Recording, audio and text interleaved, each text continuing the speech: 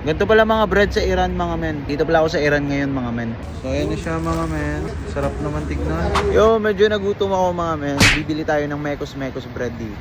Masarap to eh. Pero hindi ko pa na-try itong store dito. So tatry natin. So dito ako mga men. Dito ako bibili. Try natin to Nutella cheese. Ano, cheese with honey. Try natin. Hello brother. Can I order the cheese with honey? Yeah, 2. Ano, 1 cheese with honey and 1 Nutella. 1 cheese and 1 Nutella. Ayan pala siya mga menu. Ayan yung mga bread nila.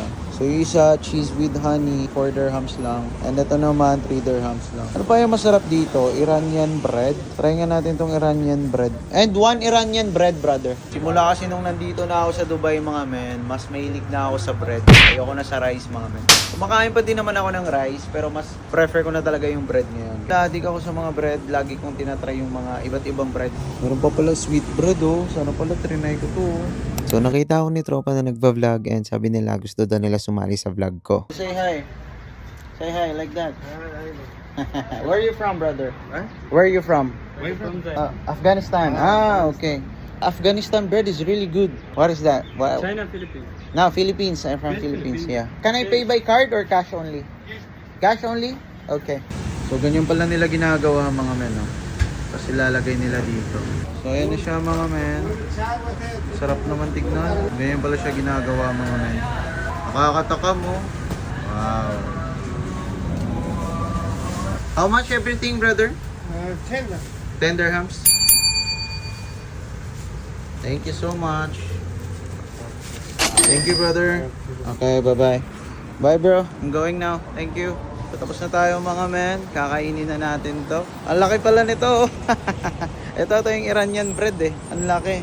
Try natin to mamaya sa kotse. Ito try natin to mga men. Iranian bread. Napakalaki. Ayan o, 1 dirham lang. Check natin.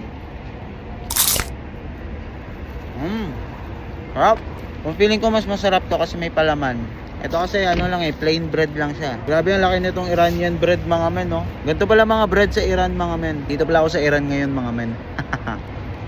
Tikman natin itong may palaman. Ito mga men, may Nutella sa loob. Try natin. Ay mga men, no? May Nutella sa loob. Try naman natin yung honey cheese mga men. Actually isang malaking bilog to mga men, hinati lang nila. Tikman nga natin. Ayan oh, may cheese oh. Mainit. Mainit pero masarap. Sobrang sarap mga men. Ito yung pinaka nagustuhan ko. Honey with cheese. Ito yung loob niya mga men oh. Ayan. Sobrang panalo mga men. Yo, pumasok na ako dito sa loob ng kotse mga men. Inom muna tayo ng tubig.